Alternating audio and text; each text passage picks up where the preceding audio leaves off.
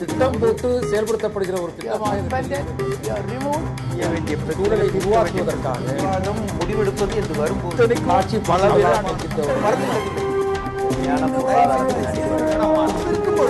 எதிர்த்து பேசிட்டு கேட்பதற்கு நிறைய இருக்குன்றீங்க. வணக்கம். நேர்பட பேசு நிகழ்ச்சிக்கு உங்களை அன்போடு வரவேற்கிறோம். ஒட்டுமொத்த இந்தியா எங்கிலும் மதுவிலக்கை அமல்படுத்த முடியாத ஒரு நிலைமை இருக்கும்போது தமிழ்நாட்டில் மட்டும் மதுவிலக்கை அமல்படுத்துவது என்பது சாத்தியமற்ற செயல் என்பது தமிழக அரசு சொல்லி வரக்கூடிய வாதம். தமிழ்நாட்டில் மதுக்கடைகளை மூட வேண்டும், மது விற்பனையை மூட வேண்டும், ஏறத்தாழ 22,000 கோடி ரூபாய் அளவிற்கு அரசாங்கத்திற்கு வருவாயை தந்து கொண்டிருக்கக்கூடிய இந்த பணத்தை வைத்து அரசு நடத்துவது என்பது நியாயமற்ற செயல். இதன் மூலம் நலத்திட்டங்களை தருவதென்பது ஒரு அரசுக்கு அழகல்ல. இதை மூடியே தீர வேண்டும் என்கிற இயக்கம் கடந்த சில ஆண்டுகளாக தமிழகத்தில் தலைதூக்கி வருகிறது. இளைஞர் சமுதாயம் பாழாகிறது, இளம் வயதினரே குடிக்காரர்களாக மாறிக்கொண்டிருக்கிறார்கள் என்கிற கவலையை அரசியல் கட்சிகளை தாண்டி சமூக ஆர்வலர்கள் சொல்லி வருகிறார்கள்.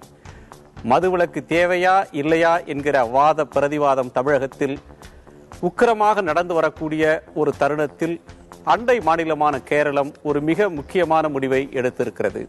கேரளத்தில் காங்கிரஸ் தலைமையிலான கூட்டணி அரசாங்கம் இன்னமும் 10 ஆண்டுகளில் மொத்தமாக மதுவிலக்கை அமல்படுத்துவது, ஆண்டுதோறும் 10% அளவிற்கு மது கடைகளை மூடுவது என்கிற முடிவை எடுத்திருக்கிறார்கள். அது மட்டுமன்றி ஏற்கனவே 413 பார்களுக்கு கொடுத்திருந்த அனுமதி கடந்த மார்ச் 31 முடிவடைந்தது. அந்த முடிவு இனிமேல் புதுப்பிக்கப்பட மாட்டாது என்று அறிவித்திருக்கிறது. இன்னமும் 300க்கும் மேற்பட்ட பார்களுக்கு அடுத்த ஆண்டோடு முடியும். 5 நட்சத்திர விடுதிகளை தவிர வேறெங்கும் மது விற்பனை இருக்காது என்று அந்த அரசு திட்டவட்டமாக அறிவித்திருக்கிறது. பல ஆண்டு காலமாகவே கேரளத்தில் சம்பளம் பெறக்கூடிய மாதத்தின் முதல் நாளில் மதுக்கடைகளை மூடுவது என்கிற நடைமுறை இருக்கிறது. மாதத்தின் முதல் தேதி மட்டுமன்றி இனி ஞாயிற்றுக்கிழமைகளில் அந்த மாநிலத்தில் மது விற்பனை எங்கும் இருக்காது என்று அந்த மாநில முதலமைச்சர் அறிவித்திருக்கிறார். இதனால் அந்த மாநில அரசுக்கு ஏற்படக்கூடிய பொருளாதார இழப்பு என்பது ஒரு 8,000 கோடி ரூபாய்க்கும் அதிகமாக இருக்கும் என்று மதிப்பிடப்படுகிறது. தமிழ்நாட்டில் இந்த முடிவு எத்தகைய தாக்கத்தை ஏற்படுத்த போகிறது? கேரளம் எடுத்திருக்கக்கூடிய இந்த அதிரடியான முடிவு தமிழகத்தில் மது விலக்கு தேவை என்கிற கோரிக்கையை மேலும் வலுப்பெறச் செய்யுமா? அடுத்த தேர்தலிலும் இது ஒரு மிக முக்கியமான பிரச்சனையாக எதிரொலிக்குமா? இது நடைமுறை சாத்தியமான ஒன்றா என்பதை பற்றி நாம் விவாதிக்கப் போகிறோம். நம்மோடு இந்த அமர்வில் அஇஅதிமுகவின் தலைமை கழக சொற்பொழிவாளர் திரு ஆவடிக்குமார், காங்கிரஸ் கட்சியின் திரு திருச்சி வேலுசுவாமி, சமூக ஆர்வலரும் பொருளாதார விமர்சகருமான திரு ஸ்ரீராம், ஓய்வு பெற்ற காவல்துறை அதிகாரி திரு எம் கருணாநிதி, கேள்விகளோடு பார்வையாளர்கள் வணக்கம். திரு வேலுசாமி, உங்கள் கட்சியினுடைய தலைமையில் நடக்கக்கூடிய ஒரு அரசு இப்படியான ஒரு முடிவை எடுத்திருக்கிறது. கேரளம் அகில இந்திய அளவில் சராசரியாக ஒரு நபர் ஆண்டொன்றுக்கு குடிப்பது 4 லிட்டர் மது என்றால் கேரளத்தின் சராசரி அகில இந்தியாவிலேயே மிக அதிகம், 8.3 லிட்டர். அதற்கு அடுத்துதான் பஞ்சாப் என்று தேசிய புள்ளிவிவரம் சொல்கிறது. அப்படி மது விற்பனையில், மது குடிப்பதில் முதலிடத்தில் இருக்கிற ஒரு மாநிலத்தில் ஒரு துணிச்சலான இந்த முடிவை எடுத்திருக்கிறார்கள். இந்த முடிவை நீங்கள் எப்படி பார்க்கிறீர்கள்?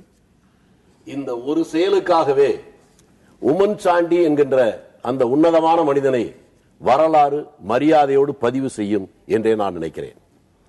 இதை ஒரு அரசியல் பிரச்சனையாக நான் பார்க்க விரும்பவில்லை. நான் முதலாக காங்கிரஸ் கட்சியில் என்னை இணைத்துக் கொண்ட போது அந்த உறுப்பினர் படிவம் 4 அணா கொடுத்து சேர்ந்த நேரத்தில் அதற்கு பின்னாலே ஒரு காங்கிரஸ்காரன் எதையெல்லாம் கடைபிடிக்க வேண்டும் என்று பின்னாலே குறித்திருப்பார்கள். அதிலே முதலாவது குறிப்பே மது அருந்தக்கூடாது, அதற்கு பின்னால் தான் கதர் ஆடை அணிய வேண்டும் என்று இருக்கும். இன்றைக்கு அதெல்லாம் மாறி போயிருக்கிற வேளை, இந்த மது என்பது உலகத்தில் இருக்கக்கூடிய எல்லா விதமான கொடுமையான காரியங்களை விட மிக மிக கொடுமையான ஒரு காரியம் இது என்றே நான் சொல்லுவேன். நாம் தொடர்ந்து அதை பற்றி விவாதிக்கலாம். கேரளம் எடுத்திருக்கிற முடிவை பற்றிய உங்களுடைய கருத்து? இது ஒரு உன்னதமான முடிவு. உன்னதமான முடிவு என்பது மட்டுமல்ல, கேரளத்தில் எந்த இடத்திற்கு போனாலும் குடித்துவிட்டு சாக்கடையிலே தெருவோரத்திலே விழுந்திருக்கிறவன் இவன் இருக்க மாட்டான். ஆனால் தமிழகத்திலே எல்லா ஊர்களும் அதை பார்க்கிறோம். அப்படிப்பட்ட கேரளத்திலே இந்த முடிவு எடுத்திருக்கிற போது தமிழகத்திற்கு அந்த முடிவு எடுக்க வேண்டிய அவசியமும் அவசரமும் இருக்கிறது என்பதை நான் உணர்கிறேன். அப்படி ஒரு எண்ணம் இருப்பதாக உங்களுக்கு தெரிகிறதா திருக்குமார்? இல்ல, இது முழுக்க முழுக்க அரசியல் நிர்பந்தங்களுக்கு அந்த முதலமைச்சர் இன்றைக்கு அந்த முடிவை எடுக்க வேண்டிய அவசியத்திற்கு ஆளாக்கப்பட்டிருக்கிறார். அங்கே இருக்கின்ற திருச்சபைகள், இன்னும் சொல்ல போனால் தோழமை கட்சியாக இருக்கின்ற முஸ்லீம் லீக் கட்சி போன்ற கட்சிகளுடைய அவங்களுடைய விருப்பத்தை இவர் நிறைவேற்ற வேண்டிய சூழலில் அந்த முடிவு எடுத்திருக்கார். அது சொன்னதில கூட ஞாயிற்றுக்கிழமை கடை விடுமுறை என்பது வேண்டுமானால் ஒரு புதிய பயனுள்ள நிகழ்வாக இருக்கலாம். ஆனால் நீங்க சொன்னது எதுவுமே பார் தான் மூடி இருக்காங்க, கடையை மூடல. அதாவது குடிமையங்கள்ல அந்த இடங்களை பாரை தான் குறைச்சிருக்காங்க, பாருக்கு தான் அனுமதி தர மறுத்திருக்காங்க. இன்னும் அங்க கள்ளுக்கடைகள் தொடர்ந்து இருக்கு. அது போலவே மதுக்கடைகள் ஒயின் ஷாப் தனியா, மற்ற அந்த பீர் ஒயின் பீர் ஷாப் தனியா, இன்னொரு பக்கம் பிராண்டி விஸ்கி ஜின் போன்ற அதுக்கு தனியா மையங்களும் தொடர்ந்து அங்க இயங்கிட்டு இருக்கு. நீங்க தொடக்கத்தில் குறிப்பிட்டது போல இந்தியாவில் அதிகமான மதுவை பயன்படுத்துகின்றவர்கள் அங்கதான் இருக்கிறாங்க. அவங்களுக்கு எந்த தடையும் இல்லை. அவங்க என்னன்னா இந்த பார்ல போய் குடிக்கிறத நிறுத்தி இருக்காங்க. அவங்க ஞாயிற்றுக்கிழமைக்கு சேர்த்து சனிக்கிழமை வாங்கிட்டு போய் வீட்டுல குடிக்கலாம்னு சொல்லியிருக்காங்க. அதுல ஒரு பயன் தராத முடிவுன்னு சொல்றீங்க. இல்ல, வருவாய் இழப்பு வராது. அதே சமயம் ஆனா அதை கூட தமிழ்நாட்டில் செய்யல. நாம் தொடர்ந்து விவாதிக்கலாம் அதை பற்றி. திரு கருணாநிதி, உங்களுடைய கருத்து என்ன? கேரளத்தின் முடிவை எப்படி பார்க்கிறீர்கள்? இது தமிழகத்தில் என்ன தாக்கத்தை ஏற்படுத்தும்? நிச்சயமாக எந்த அரசும் எடுக்க வேண்டிய ஒரு நல்ல முடிவு தான். ஏன்னா நான் காவல்துறை அதிகாரி என்ற முறையில் நடக்கிற அஃபென்ஸ் இன்னைக்கு குற்றங்கள்லாம் பார்த்தீங்கன்னா அதிகமாகிறதுக்கான வாகன விபத்தில் ஆரம்பிச்சு பாலியல் குற்றங்கள் வரைக்கும் காரணம் என்னன்னு கேட்டால் மது அருந்தியதுனால அப்படிங்கிற ஒரு குற்றத்தை ஒரு தடவையும் சொல்றாங்க. நான் இன்வெஸ்டிகேட்டிங் ஆஃபீஸருங்க முறையில் பல முறையில் பார்த்துருக்கேன். ஈவன் ஹவுஸ் பிரேக்கிங் பண்ணிட்டு போறவங்க கூட அதுக்கு முன்னாடி அந்த பக்கம் தனியா போய் ஒரு இடத்துல உட்காந்து தண்ணியை அடிச்சுட்டு தான் பண்றான். ஏன்னா அவனுக்கு அந்த துணிவை கொடுக்கறது மது தான். எனவே மது சொசைட்டியை கெடுக்குதுங்கிறது அதுல ஒன்றும் எந்தவித சந்தேகமும் இல்லை, வரவேற்கத்தக்கது. அதுவும் ரைட் டைரக்ஷன்ல பண்ணிருக்காங்க, நல்லா பண்ணிருக்காங்க. ஏன்னா அட் எ டைமா எடுக்கிறதும் இல்லாம ஸ்டெப் பை ஸ்டெப்பா எடுக்கணும் ஒரு முயற்சி பண்ணிருக்காங்க. அதுவும் அதே மாதிரி நம்மளும் தமிழகத்திலேயும் செய்யறதுல ஒன்றும் தப்பு இல்லை. உண்மையிலேயே இளைய சமுதாயம் பாதுகாக்கப்படும், குற்றங்கள் குறைக்கப்படும். திரு ஸ்ரீராம், உங்கள் பார்வை என்ன? ஐ திங்க் இது ஒரு கண்துடைப்பு அவங்க செய்திருக்கக்கூடியது. கேரளம் செய்தது கண்துடைப்பு. நீங்க அனலைஸ் பண்ணி டோட்டலா இருக்கிற அந்த ரிப்போர்ட் ஃபுல்லா படிச்சீங்கன்னா தெரியும். 5 ஸ்டார் விட்டுருவோம், 111 2 ஸ்டார் அண்ட் 3 ஸ்டார் பார்ஸ், அதை பத்தி பேசவே இல்லை. அவங்க அதை பத்தி எதுவுமே வெளியே பத்தி பேசவே இல்லை. அதுக்கு அர்த்தம் நாங்க கேட்டதுக்கு அது இல்ல, அதுக்கு it is not coming under that. இதனுடைய ஸ்டார்டிங் பாயிண்ட் 18க்கு ரெனிவல் இல்ல. 118 இத பத்தி யோசிச்சு பாருங்க. அவங்க எல்லா பார்ஸையும் இப்ப நீங்க சொல்லி இருக்கக்கூடிய 415 396 இந்த பார்கள் எல்லாவற்றையுமே upgradation for ambience and facilities அப்படின்னு சொல்லி அப்கிரேடேஷன் பண்ணுங்க. நீங்க வச்சிருக்கக்கூடிய நிலை சரியில்லை, நீங்க இது இன்னும் பெட்டர் ஆம்பியன்ஸோடவும் பெட்டர் ஃபெசிலிட்டிஸ் 5 நட்சத்திர விடுதிகளில் மட்டும் தான் விற்க முடியும் அப்படின்ற நிலைமை அடுத்த ஏப்ரல் 1 2015 இருக்க போகிறது. 5 நட்சத்திர ஹோட்டல்ல பண்ணக்கூடியது ஞாயிற்றுக்கிழமை விற்பதில்லைன்னு முடிவு செஞ்சிருக்காங்க. 10 ஆண்டுகள்ல நிறைவு நிக்க போறோம், வருஷத்துக்கு 10% 10 வருஷத்துல 100% கடைகளையும் மூடிவிட போறோம்ன்றாங்க. அது எப்படி கண்துடைப்பாகும்? அடுத்த வருஷம் அவங்க பதவியில இருப்பாங்களானே தெரியாது. அது எப்படி இன்னொரு 10 வருஷத்துக்கு இவங்களே மேப்பா போட்டு கொடுக்குறாங்க. புதுசா வரக்கூடிய கவர்மெண்ட் என்ன வேணா செய்யலாம், அதை பத்தி பேச வேண்டாம். அது இம்மீடியட். அதுதானே கொள்கை முடிவு. அவங்க எடுத்திருக்கிற ஒரு தொலைநோக்கு பார்வையோடு எடுத்த கொள்கை முடிவு எப்படி கண்துடைப்புன்னு சொல்லுவீங்க? கான்ஸ்டிடியூஷன் ஆஃப் இந்தியா போட்ட அன்னைக்கு ஆர்டிகல் 47ல எழுதி இருக்கக்கூடியது the state shall endeavor to bring in prohibition எழுதியிருந்தாங்க. 65 வருஷத்துக்கு முன்னாடி 65 வருஷத்துக்கு முன்னாடி செய்ய முடியாது. இன்னைக்கு திடீர்னு 2014 மிடில்ல செய்யறது புதுசா ஒரு அரசாங்கம் மத்திய சர்க்கார் மாறி இருந்த உடனே செய்து இருக்கக்கூடியது. அதுக்கு அடுத்த இடத்துல நம்ம ஒரு எலெக்ஷன். மத்திய சர்க்கார் மாறுவதற்கு முன்பே மார்ச் மாதத்திலேயே அந்த 418க்கு ரெனிவல் பண்ண முடியாதுன்னு பார்களை மூட சொல்லிட்டாங்க. இல்ல பேசிக்கலி அன்னைக்கே எல்லாருக்கும் தெரியும். அதான் major reason. But point is இது ஏதோ புதுசா ஏதோ இவங்க எல்லாம் யோசிச்சு எடுத்த முடிவே இல்ல, கான்ஸ்டிடியூஷன்ல சொன்னதான். ஆனாலும் நான் கேட்கிற ஒரே ஒரு கேள்விதான், நான் எக்கனாமிக் சைடு இதுல வரக்கூடிய வருவாய் இழப்பெல்லாம் பத்தி நான் பேசவே இல்லை. அது வந்து இம்மெட்டீரியல். அதுக்கு இப்ப வருவாய் இழப்பு 9,000 கோடி போனா நேரம் அதை கொண்டு போய் மத்திய சர்க்கார்ட்ட கொடுத்து எனக்கு வருவாய் இழப்பு இருக்கு, நான் ஒரு சோசியலி ரெலவெண்டா ஒண்ணு பண்ணிருக்கேன், அதனால எனக்கு இது ஈடு கொடுக்கணும்னு பேசலாம். அது வந்து அது ஒரு விவாதம் நடக்கும். அது ஏதோ அது அதற்கு உண்டான ஒரு வழிமுறை ஏதோ ஒன்று கிடைக்கும். அது பேச்சல்ல. இது என்ன எதுல கொண்டு போய் விட போகுதுன்னு எனக்கு தெரியல. நாளைக்கு இப்பதான் பல ஒரு மத தலைவர்கள், இந்து மத தலைவர் சொன்னார், இது வந்து கிறிஸ்துவ மத தலைவர்களும் முஸ்லிம் மத தலைவர்களும் சேர்ந்து அவரை ஒரு இக்கட்டான நிலையை கொண்டு வந்து வைத்ததனால் இருக்கலாம். ஏன்னா அப்படிதான் எழுதியிருக்காங்க, அவங்களும் அந்த மாதிரி தான் எழுதியிருக்காங்க. அங்க வந்து IUML கூட்டணியில் இருக்கு, இந்திய யூனியன் முஸ்லீம் லீக் கூட்டணியில் இருக்கு. திருச்சபை சொல்கிறது ஒரு நல்வழி, சமூகத்துக்கு நல்வழி காட்டுறாங்க. நல்வழின்னு நீங்க ஒரு கட்டம் கட்டுறீங்களா? அதை தான் நான் கேட்கிறேன். ட்ரெஸ் போடக்கூடாது, அதாவது ஹாஃப் பேண்ட் எல்லாம் போட்டு ஒரு லேடி வெளியே வரக்கூடாது, அதுதான் ரேப்புக்கு ரொம்ப ஜாஸ்தி இதை வழிவகுக்குது சொல்லி ஒரு ஸ்டடி. சார் சொல்ற மாதிரி குற்றங்களுக்கு ரெக்கார்ட் பண்ணி வச்சிருக்கிறதுல அது ஒரு ஸ்டடி. சோ அடுத்தது நம்ம அதெல்லாம் பேன் பண்ண போறோமா? எனக்கு அது தெரியணும். உங்களுக்கு என்ன ஆட்சேபகரமான செல்போன் வைத்துக்கொண்டு காலேஜுக்குள்ள வரப்போ செல்போன் எடுத்துக்கொண்டு வரணும்னா அந்த செல்போன் எல்லாம் ரொம்ப தவறான விதத்துக்கு பயன்படுறது, MMS எல்லாம் இது வருது, அதனால செல்போன்ங்கிறது ஒரு தவறான வழிவகுக்கிறது, அதனால செல்போன் எல்லாம் பிளான் பண்ண போறோமா? இதெல்லாம் ஒரு வகையில அவர் சொல்ல ஸ்ரீராம் என்ன சொல்றாருன்னா 65 ஆண்டுகளாக தடுக்க முடியாத இதை எப்படி தடுக்க போகிறோம் என்று கேட்கிறார். நான் சொல்றேன் 65 வருடம் இல்ல, இந்த மனிதகுலம் தோன்றிய காலத்திலிருந்து இன்னும் திருட்டை தடுக்க முடியல, விபச்சாரத்தை தடுக்க முடியல, அதனால கட்டுப்படுத்த வேண்டாம் சொல்றாரா? மது என்பது மிக மோசமான இந்த சமூகத்திற்கு தீங்கு விளைக்கிறது. இன்றைக்கு காலை பத்திரிகை பாருங்கள், ஒரு மனுஷன் பொது இடத்துல கால் மேல கால் போட்டு உட்கார்ந்தான், வந்த ஒருத்தன் அடிச்சு கொண்டான். என்னடா 2 பேரும் போதை. ஒரு 3 மாதத்துக்கு முன்னால தாயை ஒரு மகனே போதையிலே வல்லுறவு செய்தான். அதை தாங்கிக் கொள்ள முடியாத தாய் அம்மிக்குழவையை தூக்கி போட்டு மகனை கொலை பண்ணான்னு மதுரை பக்கத்துல ஒரு செய்தி வந்துச்சு. காஞ்சிபுரம் பக்கத்துல தந்தை தன்னுடைய 2 மகள்களே கற்பழித்திருக்கான். அந்த 2 மகளும் சேர்ந்து தந்தையை கொலை பண்ணிருக்காங்க.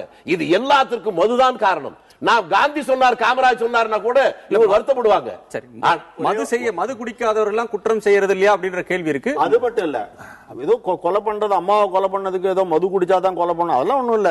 சொத்து குடுக்கலன்னு கொலை பண்றாங்க, அதுக்குதான் மேஜரா கொலை நடக்கிறது நாட்டுல. குற்றங்கள் நீங்க எடுத்து பார்த்தீங்கன்னா தூண்டுற காரணியா மது இல்லையா? ஒருத்தரை வந்து யோசிக்க விடாம திடீர்னு ஒரு மூர்க்கனா மாத்துறதுல மதுவுக்கு ரோல் இல்லன்றீங்களா? இல்ல, அதாவது இது அது வந்து ஒரு சோசியல் காசா பாருங்க, சோசியல் இஷ்யூவா பாருங்க. அதை வந்து எப்படி அவங்களை பொறுப்புள்ளவர்களா கொண்டு வரணும்னு பாருங்க. அதுக்காக நீங்க பேன் பண்ணினோம்னா அது நின்னு போயிடுமா? நீங்க 60 வருஷமா நாங்க 60 வருஷமா ஒண்ணும் பண்ண முடியாது, 6000 வருஷமும் ஒண்ணும் பண்ண முடியாது.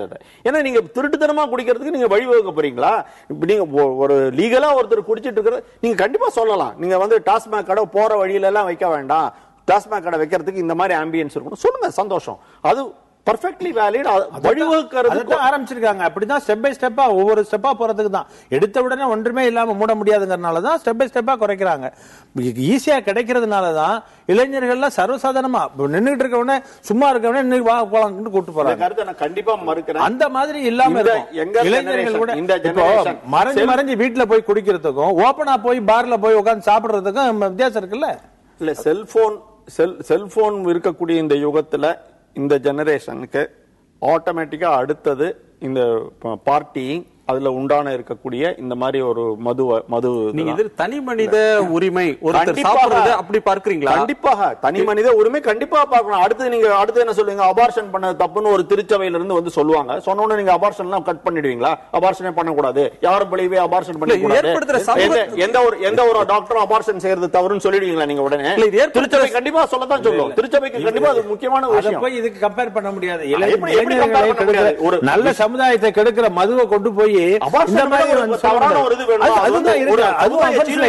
அதுவும் அஃபென்ஸ்ல இருக்கு. அதுக்கு காரணங்கள் சரியாக இல்லைனாக்க தவறுன்னு சொல்லி தான் இருக்கு. காரணத்தோடு கூட செய்யணும். அதற்கு கன்சென்ட் வேணும், லீகலா பண்ணணும். அதெல்லாம் இங்கேயும் உண்டுங்கிறேன். கன்சென்ட் தானே போய் குடிக்கணும்னு சொல்லுங்க. 18 வயசுக்கு கீழ குடிக்கணும் இல்ல, இப்போதும் சட்டப்படி 18 வயதுக்கு மேல குடிக்கணும். அதுக்கப்புறம் பொறுப்பு தான் நீங்க கொண்டு வரணுமே ஒழிய பொறுப்பு இல்லாம இருக்கக்கூடிய ஒரு சமுதாயத்தை நீங்க வளர்க்க போறீங்களா? நீங்க போட்டி கொடுக்க போறீங்களா? அதாவது மரியாதைக்குரிய திருச்சி வேலுசாமி சொன்னார், நான் காங்கிரஸ் கட்சியில உறுப்பினராக சொல்ல அட்டைக்கு பின்னால் எழுதியிருந்தாங்க மது குடிக்க கூடாதுன்னு. அப்போ அது எந்த ஆண்டுன்னு தெரியல, அது எந்த ஆண்டு நிச்சயமா இப்ப சமீபத்தில் இருக்காது. அது காங்கிரஸ் ஆண்டு கொண்டிருந்த நேரம். நான் முடிச்சேன். அண்ணா என்ன சொன்னார்? மதுவிலிருந்து வருகின்ற கிடைக்கிற வருமானம் என்பது குஷ்ரோகி கையில் இருக்கிற வெண்ணெய்க்கு சமம். அந்த குஷ்ரோகி கையில் இருக்கிற வெண்ணெயை நக்கி சாப்பிடுகிற ஜென்மம் நான் இல்லை. ஆகவே மதுவை அனுமதிக்க மாட்டேன்னு சொன்னார். எங்களை விட்டுருங்க, உங்க மூலவர் சொன்னது அதையாவது கேளுங்க. நீங்க சொன்னதுக்கு நான் மறுப்பு சொல்ல விடுங்க. ஆக அன்னைக்கே வந்து காங்கிரஸ்ல குடிக்கிறவங்க இருந்தாங்க, எல்லாம் பர்மிட் வாங்கிட்டு குடிச்சாங்க. அதனால வந்து அந்த பர்மிட்டை கூட வாங்காதீங்கன்னு சொன்னாங்க. ஆக வந்து இது வந்து சமுதாயத்துல புறையோடி போன ஒண்ணு.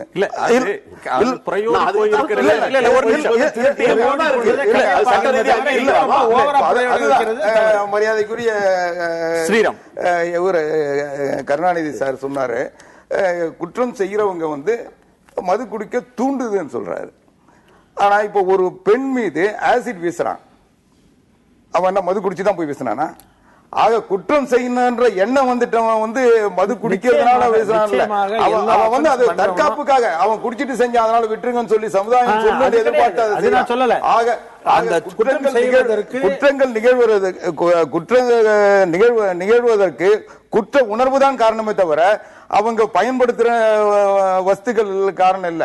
அவன் வந்து இன்னும் சொன்ன போனா அவன் வந்து ஒரு சரியான நிதானத்தோடு சரியான நிதானத்தோடு இருந்தாதான் அவன் குறிப்பார்த்து அதை செய்ய முடியும். அவன் வந்து மது குடிச்சிட்டு அவன் வந்து தள்ளாடுற நிலையில இருந்தான்னா அவன் அந்த குற்றத்தை கூட ஒழுங்கா செய்ய முடியாது. அதாவது இன்னைக்கு சமுதாயம் வந்து ஒரு முக்கியமான ஸ்பைனல் சர்ஜரியா பண்ண போறாங்க. பண்றதுக்கு வந்து அவ்வளவு அட்டென்ஷன் வேணும். ஒரு செய்தியை நான் சொல்ல போறேன். மற்றவர்கள் மீது குற்றம் சுமத்துது, அடிப்பது, உதைப்பதை விடுவோம். இன்றைக்கு தமிழ்நாட்டில் எந்த மூலைக்கு வேண்டுமானாலும் ஊர்ல இருக்க ஆஸ்பத்திரிக்கு போங்க. அந்த 30 இருந்து ஒரு 45 வயதுக்கு இடையில இருக்கக்கூடிய அங்க ஆஸ்பத்திரி இருக்காங்கல்ல, அவங்கள போய் பாருங்க. பாதிக்கு மேற்பட்டவர்கள் மதுவின் அடிமையால் ஏற்பட்ட பாதிப்பால் வந்தவர்கள் ஆஸ்பத்திரியில் இருக்காங்க.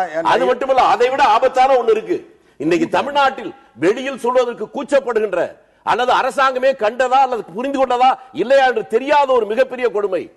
35 வயதில் இருக்கிற இளைஞன் தாம்பத்திய உறவுக்கு லாயக்கில்லாத இடத்திற்கு போய்விட்டான் இந்த மது குடிக்கிற பழக்கத்தின் காரணமாக. அதனுடைய விளைவு விபரீதத்தை உச்சிக்கு போய் சொல்ல வந்ததை சொல்லி முடிக்கல. அதாவது ஒரே நிமிஷம் நான் சொல்லி முடிச்சேன். இது இந்தியா ஃபுல்லா இருக்கக்கூடிய இளைஞர்களுக்கு உண்டான ஸ்டாட்டிஸ்டிக்ஸ்ல வொர்க் ஸ்ட்ரெஸ்னால இம்பார்ட்டன்சி ஜாஸ்தியா இருக்குது. ஏதோ தமிழ்நாட்டுல மட்டும் தான் மது எல்லாம் குடிச்சு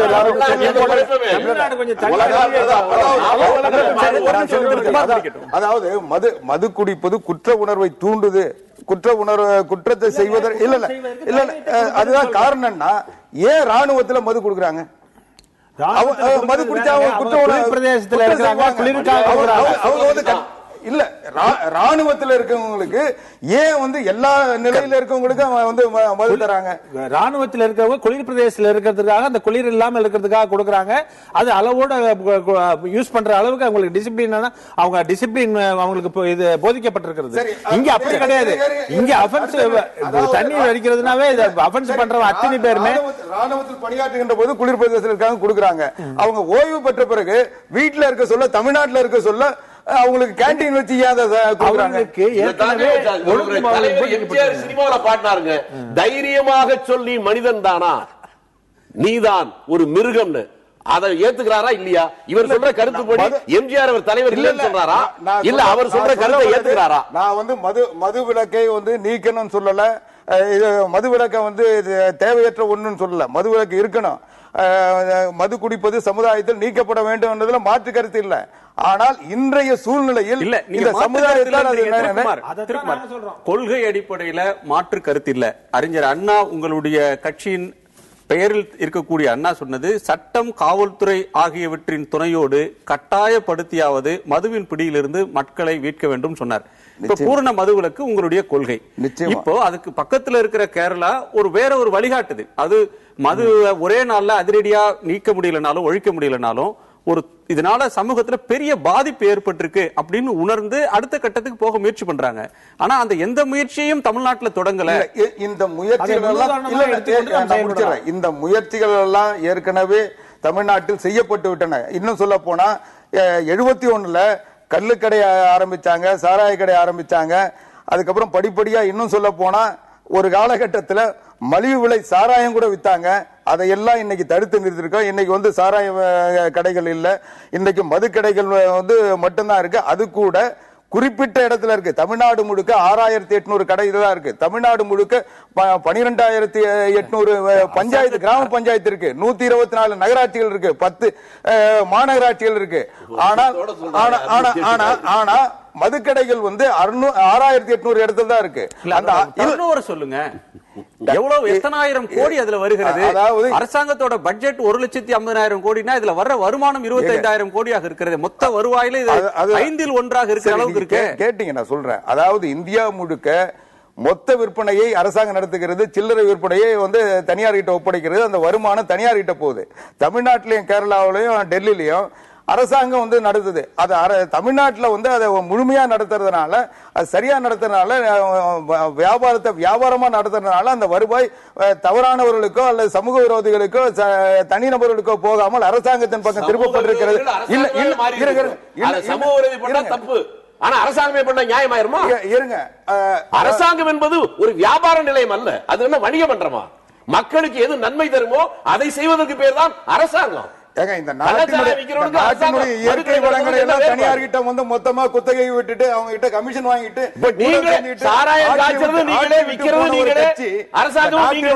நாட்டினுடைய இயற்கை வளங்களையே தனியாருக்கு தாரை வார்த்து அதையும்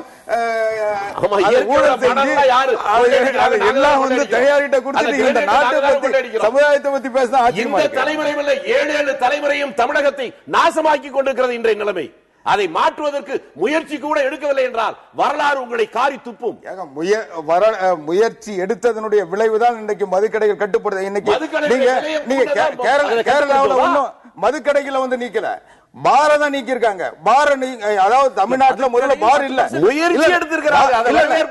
பார் இன்னைக்கு தமிழ்நாட்டுல பார் வந்து எல்லாரும் இது வந்து ஒரு வேடிக்கையா இருக்கு. ஏதோ மதுக்கடையில 10% குறைச்சிருக்காங்க. 10,000 கடையில இருந்து 9,000 கடை இருக்கு. 6,400 கடையில இருந்து 5,900 கடை வந்து சரியா போயிடுமா? இல்ல இலக்கு இருக்குல்ல, 10 ஆண்டுகள்ல 6,000 கடையை நீக்க போறோம். முதல்ல 600 கடை, அடுத்த ஆண்டு 600 கடை, ஆண்டுக்கு 10% நிறைய கடைகள்ல அவங்களுக்கு வந்து வியாபாரம் சரியா இல்ல, ஏதோ ஒரே கடையில போய் அந்த லாபம் எல்லாம் போட்டு என்ன சார் 10 ஆண்டுகளுக்கு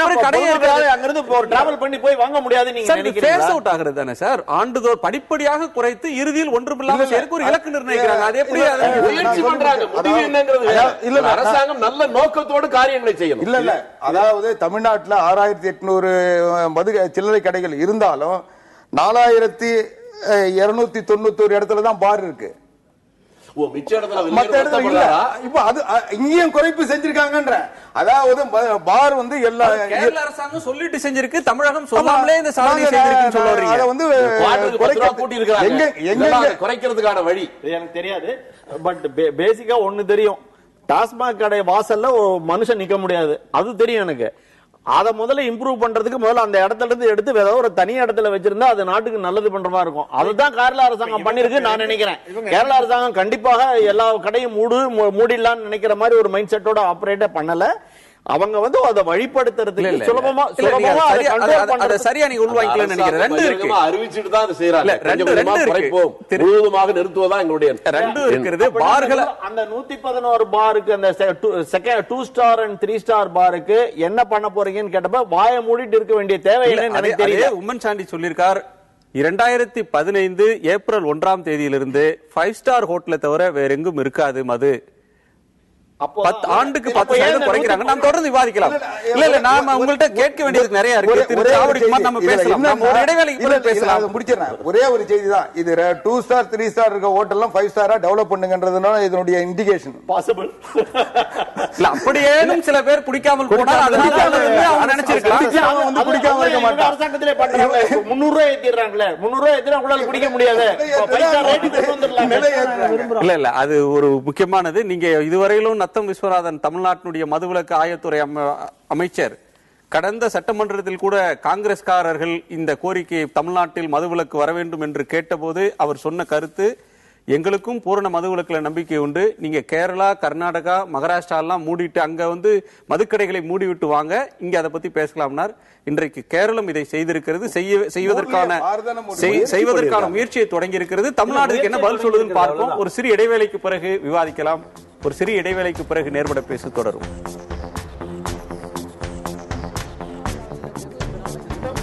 செயல்படுத்த செயல்படுத்தப்படுகிற ஒரு திட்டமாக சூழலை உருவாக்குவதற்காக முடிவெடுப்பது என்று வரும்போது ஆட்சி